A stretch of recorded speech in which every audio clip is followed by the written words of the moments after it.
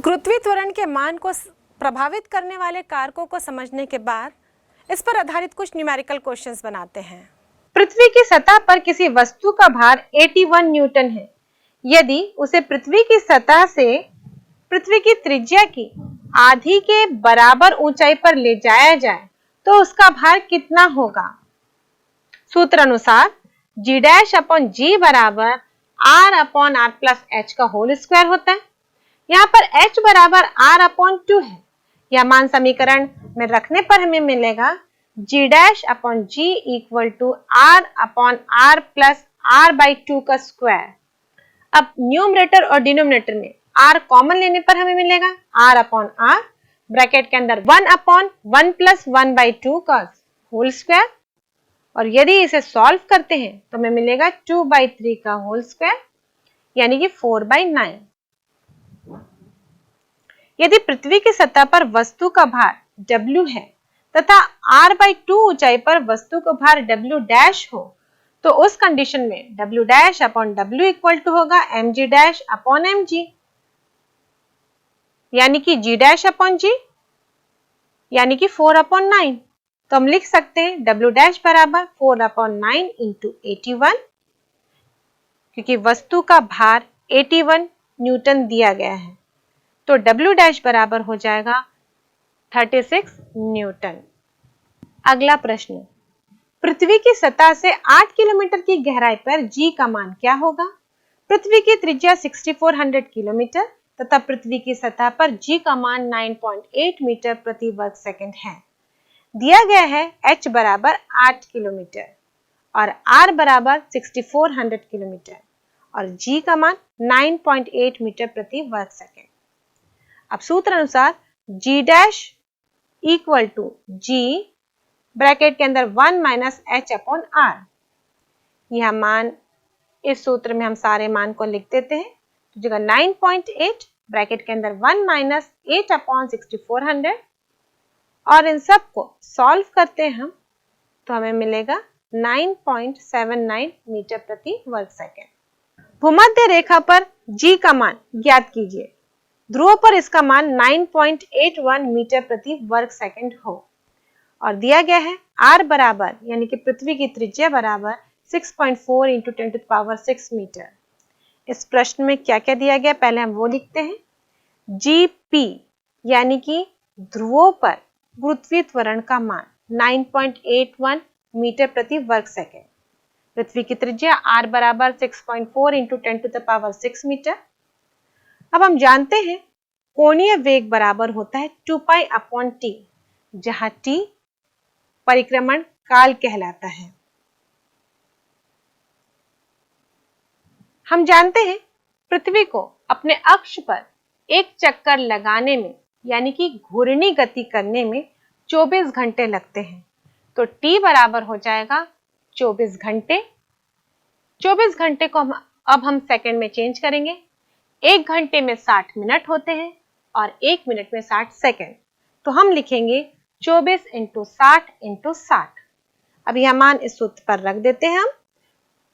पाई का मान 3.14 लेंगे तो ये जगह 2 इंटू 3.14 अपॉन 24 इंटू 60 रेडियन प्रति सेकेंड। अब सूत्र है GE बराबर GP minus omega square R, जहां GE भूमध्य रेखा यानी कि इक्वेटर पर गुरुत्वीय त्वरण का मान है और GP ध्रुव पर गुरुत्वीय त्वरण का मान है। अब सारे मान इस सूत्र पर रखते हैं तो हमें मिलेगा 9.81 माइनस 2 इंटू 3.14 अपॉन 24 इंटू 60 का whole square into 6.4 into 10 to the power 6 और इसे हल करेंगे हम तो हमें मिलेगा 9.81 minus 5.28 into 10 to the power minus 9 into 6.4 into 10 to the power 6 और 9.81 minus 33.79 into 10 to the power minus 3 और लिख सकते हैं 9.81 माइनस 0.03379। इसे हल करेंगे तो हमें मिलेगा 9.776 मीटर प्रति वर्ग सेकेंड। बच्चों, इस गुरुत्वाकर्षण बल के सूत्र से हम देखें तो यह बल का मान दूरी के वर्ग के व्युत्क्रमानुपाती है। इसका मतलब जैसे जैसे दूरी को बढ़ाते जाते हैं दो पिंडों के बीच में, तो उनके बीच में लगने वाला आकर्षण बल का मान भी धीरे धीरे कम होने लगता है। बच्चों, इसका अनुभव हमने चुंबक के साथ भी किया है। यदि हम एक चुंबक का आकर्षण देखें लौह पदार्थों के लिए, तो एक निश्चित दूरी तक ही रहता है। यदि लौह पदार्थ उसके पास रखे हों तो आकर्षण अधिक होता है। जैसे जैसे लौह पदार्थ बहुत दूर चले जाते हैं तो उसके आकर्षण क्षमता कम हो जाती है। ऐसे ही हमने आवेशों के लिए भी देखा है। हम जानते हैं कि दो समान आवेश एक दूसरे को प्रतिकर्षित करते हैं, विपरीत आवेश एक दूसरे को आकर्षित करते हैं। चाहे वो आकर्षण बल हो या प्रतिकर्षण बल, इन दोनों आवेशों के बीच में भी दूरी पर निर्भर करता है। जैसे जैसे हम दूर जाते जाते हैं इस बल का मान क्षीण होने लगता है। तो यहाँ पर भी हम देख रहे हैं कि गुरुत्वाकर्षण बल का मान दूरी के साथ साथ व्युत्क्रमानुपाती है। मतलब दूरी अधिक होने से ये गुरुत्वाकर्षण बल का मान धीरे धीरे कम होने लगता है। और यदि हम बहुत दूर चले जाएं तो ये गुरुत्वाकर्षण बल किसी पिंड के लिए वो मान सकते हैं कि शून्य हो जाता है। या यूँ कहें कि एक निश्चित एरिया तक ही किसी पिंड का गुरुत्वाकर्षण बल कार्य करता है और यह एरिया उस पिंड का गुरुत्वीय क्षेत्र कहलाता है। या यूँ कह सकते हम किसी पिंड का गुरुत्वीय क्षेत्र वह क्षेत्र होता है जहाँ तक किसी अन्य पिंड के द्वारा उसके आकर्षण बल को अनुभव किया जा सकता है। अब यह पिंड किसी भी अन्य पिंड को कितनी क्षमता से अपनी ओर आकर्षित कर रहा है, उसे हम उस गुरुत्वीय क्षेत्र की तीव्रता कहते हैं।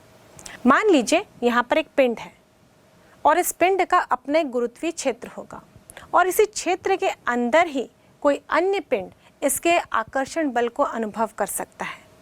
हम देखते हैं कि जब पिंड बहुत दूर में होगा तो इस पिंड के द्वारा इस पर आकर्षण बल कार्य नहीं करेगा, लेकिन जैसे जैसे इसके क्षेत्र में लाया जाएगा तो इस पर लगने वाला आकर्षण बल का मान बढ़ते जाएगा। पास रहेगा तो आकर्षण बल अधिक होगा, दूर रहेगा तो आकर्षण बल का मान कम होगा। अब इस गुरुत्वीय क्षेत्र में हम देख रहे हैं कि अलग अलग बिंदुओं पर आकर्षण बल का मान अलग अलग है, क्योंकि आकर्षण बल का मान तो दूरी पर निर्भर कर रहा है। तो दूरी के अनुसार हम देख रहे हैं कि अलग अलग बिंदुओं पर आकर्षण बल का मान भी अलग अलग होगा।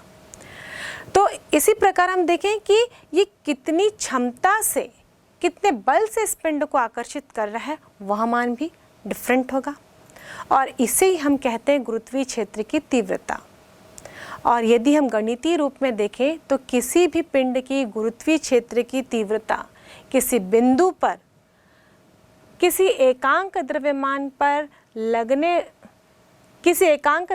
के पिंड पर लगने वाले आकर्षण बल का मान होती है। यहाँ पर बच्चों मैंने एक शब्द यूज़ किया, एकांक द्रव्यमान का पिंड। एक्चुअली जब हम किसी पिंड के गुरुत्वीय क्षेत्र की बात कर रहे हैं, उसके मान को कैलकुलेट कर रहे हैं, तो हम एक ऐसा पिंड ले रहे हैं जिस पर हम प्रयोग कर रहे हैं। जैसे कि इस स्थिति में इस पिंड का हमने गुरुत्वीय क्षेत्र लिया है और ये गुरुत्वीय क्षेत्र कितने दूर तक है, कितना प्रबल है, इसको ज्ञात करने के लिए हमने इस पिंड का इस्तेमाल किया है। तो यहाँ पर अगर हम अलग अलग द्रव्यमान का पिंड लेंगे तो हमारे कैलकुलेशंस डिफरेंट हो जाएंगे और हमें आगे व्यंजक ज्ञात करने के लिए प्रॉब्लम जाएगी, हम सिंप्लीफाई नहीं कर पाएंगे। इसलिए जब भी हम परीक्षण द्रव्यमान लेते हैं, मतलब ऐसा द्रव्यमान जिसके आधार पर हम परीक्षण कर रहे हैं किसी द्रव्यमान के गुरुत्वीय क्षेत्र का, तो वह पिंड सदैव ही एकांक द्रव्यमान का होना चाहिए। तो जब भी मैं परीक्षण द्रव्यमान भी कहूँ तो ये अंडरस्टूड होगा कि उस द्रव्यमान का मान इकाई होगा, यानी कि वो इकाई द्रव्यमान का पिंड होगा। तो यहाँ पर भी हमने एक इकाई द्रव्यमान का पिंड लिया है और इस पर कितना बल कार्य कर रहा है वही इस पिंड की गुरुत्वीय क्षेत्र की तीव्रता कहलाएगी। और गुरुत्वीय क्षेत्र की तीव्रता को हम अंग्रेजी अल्फ़ाबेट के इस कैपिटल लेटर आई से दर्शाते हैं। तो सूत्र अनुसार आई बराबर होता है F/m, जहाँ पर ये जो स्मॉल m है वो परीक्षण द्रव्यमान है, मतलब जिसको हम टेस्ट करने के लिए इस्तेमाल कर रहे हैं। तो I बराबर होता है F/m और ये गुरुत्वीय क्षेत्र की तीव्रता एक सदिश राशि है, क्योंकि जब हम बल की बात करते हैं तो बल एक सदिश राशि है और ये गुरुत्वीय क्षेत्र की तीव्रता बल पर निर्भर कर रही है, बल से संबंधित है। तो जब बल एक सदिश राशि है तो गुरुत्वीय क्षेत्र की तीव्रता भी एक सदिश राशि होगी और इसकी दिशा हमेशा इस पिंड की ओर होगी जिस पिंड का गुरुत्वीय क्षेत्र आपने लिया है, क्योंकि यह पिंड हमेशा किसी भी अन्य पिंड पर आकर्षण बल लगाएगा और आकर्षण बल हमेशा इस पिंड के केंद्र की ओर ही होगा। तो गुरुत्वीय क्षेत्र की तीव्रता भी इस पिंड के केंद्र की ओर ही होगी। अब इसका एसआई मात्रक देखते हैं। बल का एसआई मात्रक होता है न्यूटन और द्रव्यमान का केजी। तो गुरुत्वीय क्षेत्र की तीव्रता का एसआई मात्रक होता है न्यूटन प्रति केजी। अब इसका विमीय सूत्र देखेंगे। बल का विमीय सूत्र mL_t-2 और द्रव्यमान का m, यहाँ से m और m कैंसिल हो जाएंगे। तो गुरुत्वीय क्षेत्र की तीव्रता का विमीय सूत्र होगा m0L_t-2। बच्चों, यहाँ पर हमने देखा कि गुरुत्वीय क्षेत्र की तीव्रता में कहीं पर भी इस पिंड के द्रव्यमान के बारे में कोई जिक्र नहीं है। ये जो सूत्र है ये परीक्षण द्रव्यमान पर आधारित सूत्र है, मतलब ऐसा द्रव्यमान जिसको हमने टेस्ट करने के लिए लाया था। यदि इसी सूत्र को हम इस पिंड के द्रव्यमान के आधार पर लिखना चाहें, जिस पिंड का गुरुत्वीय क्षेत्र हमने लिया है, तो इस फॉर्मूले को हम चेंज करके लिख सकते हैं। मान लीजिए हमने ये पिंड का द्रव्यमान कैपिटल M से दर्शाया है और जिस पिंड को हम परीक्षण करने के लिए ला रहे हैं, टेस्ट करने के लिए ला रहे हैं, उसे स्मॉल m से दर्शाया है। अब इन दोनों के बीच में आकर्षण बल कार्य करेगा। तो न्यूटन के सार्वत्रिक गुरुत्वाकर्षण नियम के अनुसार इन दोनों पिंडों के बीच में लगने वाला बल F बराबर होगा Gm_m/r²। मान लीजिए इन दोनों पिंडों के केंद्र की दूरी r है। अब यहाँ से हम देखें तो F/m हम लिख सकते हैं Gm/r² और F/m अभी हमने देखा था ये गुरुत्वीय क्षेत्र की तीव्रता का सूत्र है, इसे हम I से दर्शाते हैं। तो हम लिख सकते हैं I बराबर Gm/r²। अब यहाँ पे ये जो सूत्र दिख रहा है इसमें जो कैपिटल M है ये उस पिंड का द्रव्यमान है जिसका गुरुत्वीय क्षेत्र हमने लिया है और यहाँ पर R इन दोनों पिंडों के बीच की दूरी है। तो इससे भी यह स्पष्ट है कि गुरुत्वीय क्षेत्र की तीव्रता भी दोनों पिंडों के बीच की दूरी के वर्ग के व्युत्क्रमानुपाती होती है। इसका मतलब जैसे जैसे ये परीक्षण द्रव्यमान इस पिंड से दूर होते जाएगा उस पर लगने वाली गुरुत्वीय क्षेत्र की तीव्रता का मान घटने लगेगा और जैसे ही ये गुरुत्वीय क्षेत्र से बाहर हो जाता है तो हम यूँ कह सकते हैं कि इस परीक्षण द्रव्यमान पर गुरुत्वीय क्षेत्र की तीव्रता शून्य हो जाएगी। अब मान लीजिए हम पृथ्वी के गुरुत्वीय क्षेत्र की तीव्रता ज्ञात करना चाहते हैं। तो ये पिंड हमने जो लिया है इसे हम पृथ्वी मान लेते हैं और पृथ्वी से मान लीजिए r दूरी पर ये पिंड स्थित है।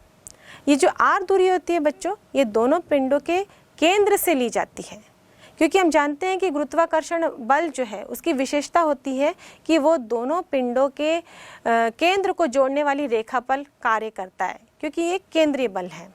और हम गुरुत्वीय त्वरण के सूत्र से जानते हैं G बराबर होता है Gm/r²। और यदि हम पृथ्वी के गुरुत्वीय क्षेत्र की तीव्रता ज्ञात करना चाहें तो ये जो पिंड हमने कंसीडर किया है उसे हम पृथ्वी मान लेते हैं और मान लीजिए पृथ्वी की सतह से कुछ ऊंचाई पर ये पिंड रखा हुआ है, लेकिन पृथ्वी की त्रिज्या बहुत बड़ी है, तो ये जो पिंड की सतह से दूरी होगी वो हमेशा पृथ्वी की त्रिज्या की तुलना में नगण्य ही होगी। तो हम उस कंडीशन में यहाँ पर ये जो दूरी है r, उसकी जगह कैपिटल R लिख सकते हैं और हम पृथ्वी की गुरुत्वीय क्षेत्र की तीव्रता इस कंडीशन में लिखें तो ये होगा I बराबर Gm/r²। यहाँ पर हम कैपिटल R लिखेंगे क्योंकि अब इन दोनों के बीच की दूरी लगभग पृथ्वी की त्रिज्या के बराबर है। पर ये जो सूत्र है अभी हमने ज्ञात किया कि पृथ्वी के गुरुत्वीय त्वरण का सूत्र है जिसे हम d से दर्शाते हैं और हम लिखते हैं G = Gm/r²। इसका मतलब I बराबर G है और यूँ कह सकते हैं कि पृथ्वी के गुरुत्वीय क्षेत्र के अंदर किसी बिंदु पर गुरुत्वीय क्षेत्र की तीव्रता उस बिंदु पर गुरुत्वीय त्वरण के मान के बराबर होती है। और इस प्रकार यदि हम पृथ्वी की सतह पर गुरुत्वीय क्षेत्र की तीव्रता देखें तो वो पृथ्वी के गुरुत्वीय त्वरण के मान के बराबर ही होगी, यानी कि 9.8 मीटर प्रति वर्ग सेकंड ही होगी। अब बच्चों, हम गुरुत्वाकर्षण से जुड़ा हुआ एक अगला कॉन्सेप्ट के बारे में चर्चा करते हैं, जिसे हम गुरुत्वीय विभव कहते हैं। बच्चों, मान लीजिए एक पिंड है जिसका द्रव्यमान हमने m लिया है। अब इस पिंड का अपना एक गुरुत्वीय क्षेत्र होगा और इसी गुरुत्वीय क्षेत्र के अंदर ही इस पिंड का आकर्षण बल कोई अन्य पिंड महसूस कर सकेगा, अनुभव कर पाएगा। अब मान लीजिए अनंत पर कहीं बहुत दूर पर एक अगला पिंड रखा हुआ, क्या ये पिंड इसके गुरुत्वीय क्षेत्र का अनुभव कर पाएगा? नहीं। अब उस पिंड को हमको इसके पास लाना है तो उस पिंड पर कार्य करना पड़ेगा हमें, क्योंकि हम उस पिंड को लेकर आ रहे हैं, मतलब कार्य किया जा रहा है। लेकिन जैसे ही इस पिंड के गुरुत्वीय क्षेत्र वो एंटर करेगा, वहाँ पर अपने आप ही गुरुत्वाकर्षण बल के कारण वो पिंड इस पिंड की ओर अपने आप ही खींचा चला आएगा। मतलब अब यहाँ पर इस पिंड के गुरुत्वीय क्षेत्र के कारण कार्य हो रहा है, या यूँ कह सकते हैं इस पिंड के कारण जो गुरुत्वाकर्षण बल उत्पन्न हो रहा है उसके कारण कार्य हो रहा है। और इस पिंड के गुरुत्वीय क्षेत्र में इस दूसरे पिंड को लाने में इस गुरुत्वीय क्षेत्र के द्वारा ही कार्य किया जा रहा है, और यूँ कह सकते हैं कि इस पिंड के आकर्षण बल के द्वारा ही कार्य किया जा रहा है, और यह किया गया कार्य ही विभव कहलाता है। और इस विभव का मान इस गुरुत्वीय क्षेत्र के अलग अलग बिंदु पर अलग अलग होगा। इसलिए जब हम विभव को परिभाषित करते हैं तो ये किसी पर्टिकुलर बिंदु के लिए परिभाषित करते हैं, और जो पिंड हम अनंत से लेकर आ रहे हैं उस पिंड का द्रव्यमान हम सदैव ही इकाई लेते हैं, क्योंकि मैंने पहले ही बताया कि जिस पिंड को परीक्षण करने के लिए लाया जाता है उस पिंड का द्रव्यमान हमेशा इकाई लेते हैं, ताकि हमें आगे कैलकुलेशंस करने में या फिर डेरिवेशंस बनाने में आसानी हो। तो किसी भी पिंड के गुरुत्वीय क्षेत्र के अंदर किसी बिंदु का विभव उस बिंदु तक किसी एकांक द्रव्यमान के पिंड को लाने में किए जाने वाले कार्य के बराबर होता है, और इस प्रकार हम विभव बराबर लिखते हैं कार्य अपॉन द्रव्यमान, यानी V बराबर W अपॉन M। और यह सदैव ही ऋणात्मक राशि होती है, क्योंकि यहाँ पर कार्य आकर्षण बल के द्वारा किया जा रहा है, और बल द्वारा किए गए कार्य को यदि हम चिन्ह परिपाटी इस्तेमाल करें तो ऋणात्मक लिखते हैं, इसलिए हम लिखते हैं V बराबर -W अपॉन M। अब इसका ऐसा ही मात्रक देखते हैं। कार्य का ऐसा ही मात्रक होता है जूल, और द्रव्यमान का ऐसा ही मात्रक kg। अब इसका विमीय सूत्र देखते हैं। विमीय सूत्र कार्य का होता है mL²T-2, और जबकि द्रव्यमान का विमीय सूत्र होता है m। यहाँ से m और m कैंसिल हो जाएंगे तो हमें मिलेगा m0L²T-2।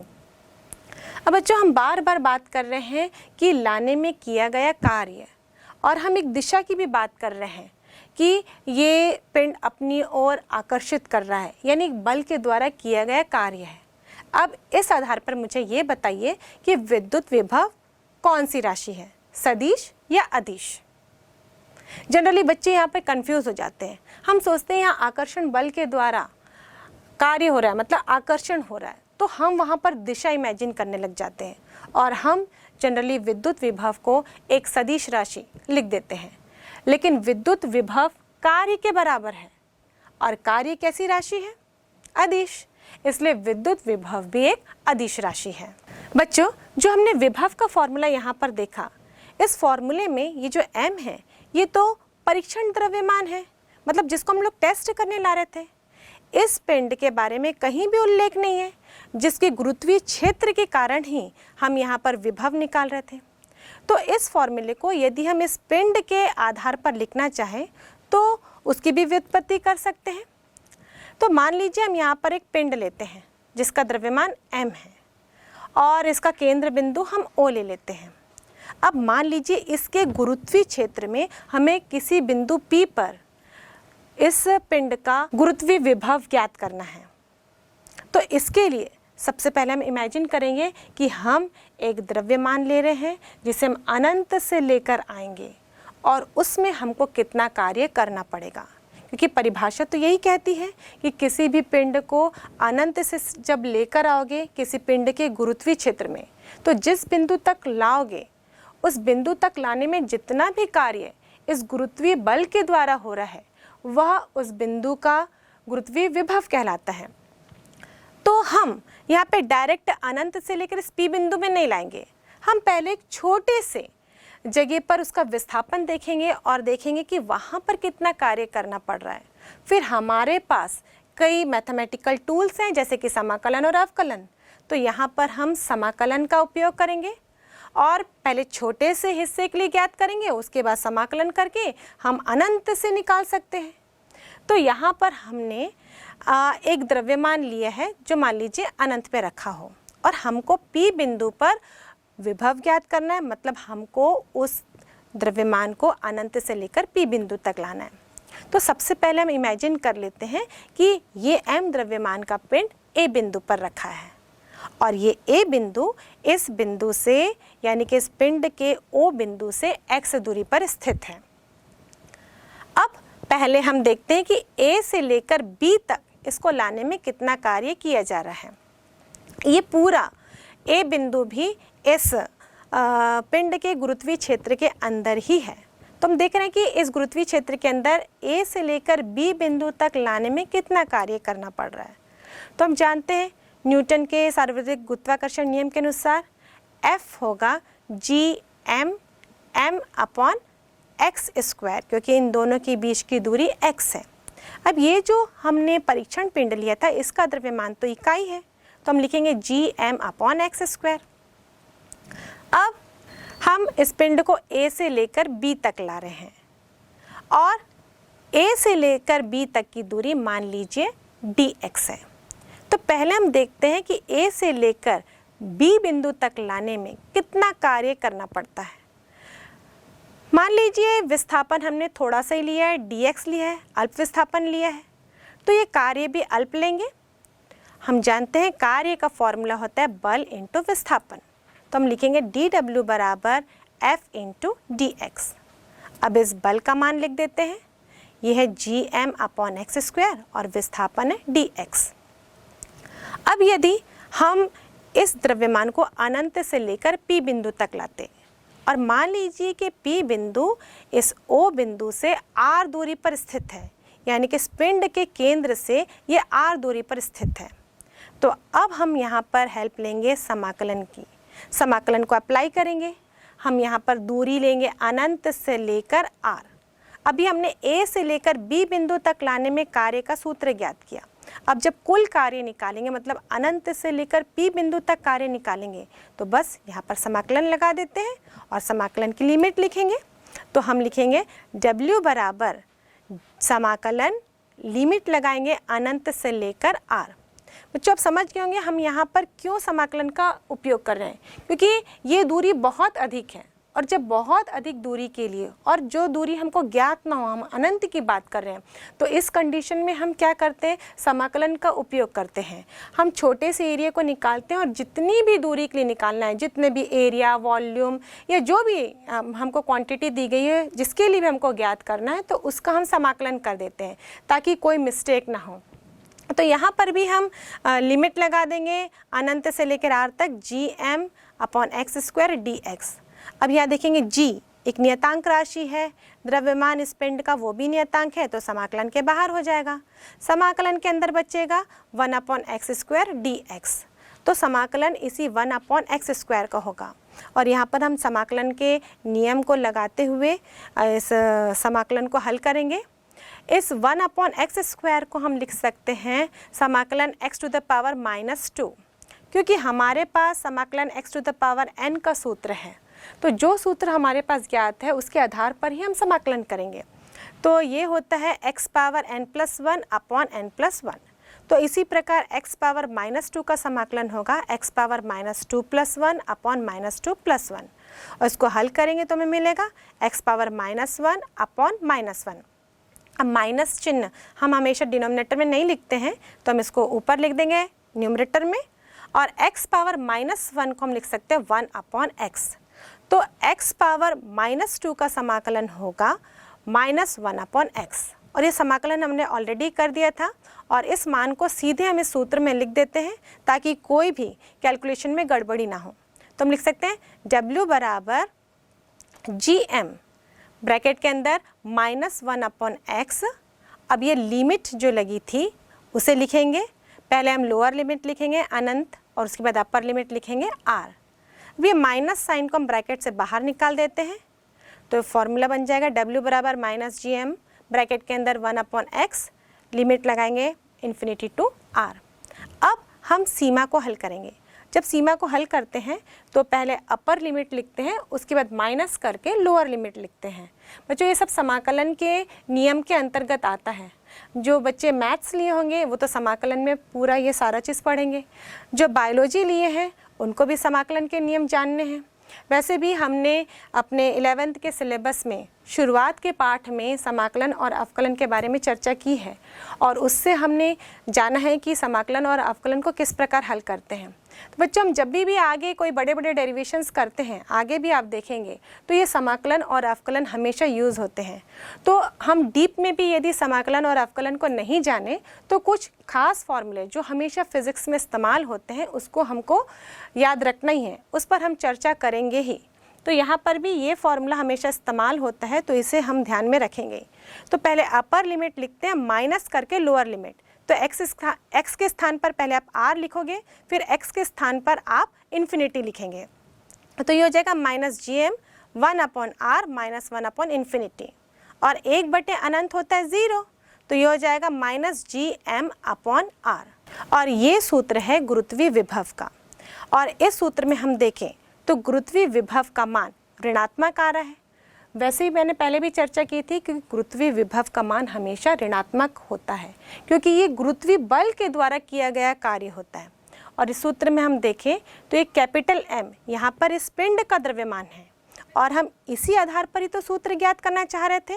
इस पिंड के जो राशियाँ हैं उसके आधार पर हम विभव का मान कैलकुलेट करना चाह रहे थे। तो गुरुत्वीय विभव का हम एक और फॉर्मूला देख सकते हैं, V = -GM/r। और इसी सूत्र से हम पृथ्वी के लिए भी गुरुत्वीय विभव के मान को कैलकुलेट कर सकते हैं। पृथ्वी की सतह पर यदि हम देखें तो r बराबर r होगा, यानी कि पृथ्वी की त्रिज्या। तो पृथ्वी की सतह पर विद्युत विभव का मान होगा V = -GM/r, और ये मान ऋणात्मक है। अब हम अगली स्थिति देखते हैं, जब r बराबर अनंत होगा, मतलब हम पृथ्वी की सतह से बहुत दूर पर जा रहे हैं। उस कंडीशन में v बराबर होगा -GM/infinity, और किसी भी चीज़ को जब हम अनंत से भाग देते हैं तो वो शून्य हो जाता है। तो इस कंडीशन में विभव का मान शून्य हो जाएगा। अब ये बताइए कि किस स्थिति में गुरुत्वीय विभव का मान अधिकतम है। हमने यहाँ दोनों ही स्थिति को डिस्कस किया। तो जिस स्थिति में विभव का मान शून्य है वो विभव की अधिकतम स्थिति है। जनरली यहाँ पर आप कंफ्यूज हो जाते हैं, 0 लिखा है तो ये अधिकतम स्थिति कैसी होगी, ये गुरुत्वीय विभव का अधिकतम मान क्यों होगा? क्योंकि गुरुत्वीय विभव का जो मान है वो सदैव ऋणात्मक होता है, और 0 ऋणात्मक से अधिक है। इसका मतलब जो 0 मान मिल रहा है वो गुरुत्वीय विभव की अधिकतम मान है। और इस प्रकार हम कह सकते हैं कि जब कोई पिंड अनंत में हो तो उसका गुरुत्वीय विभव अधिक होता है, लेकिन जब वो किसी भी पिंड के गुरुत्वीय क्षेत्र में आता है, यानी कि पृथ्वी की बात यहाँ कर रहे हैं, और पृथ्वी के गुरुत्वीय क्षेत्र में आता है तो धीरे धीरे धीरे उसका मान ऋणात्मक होने लगता है, यानी कि उसका मान कम होने लगता है।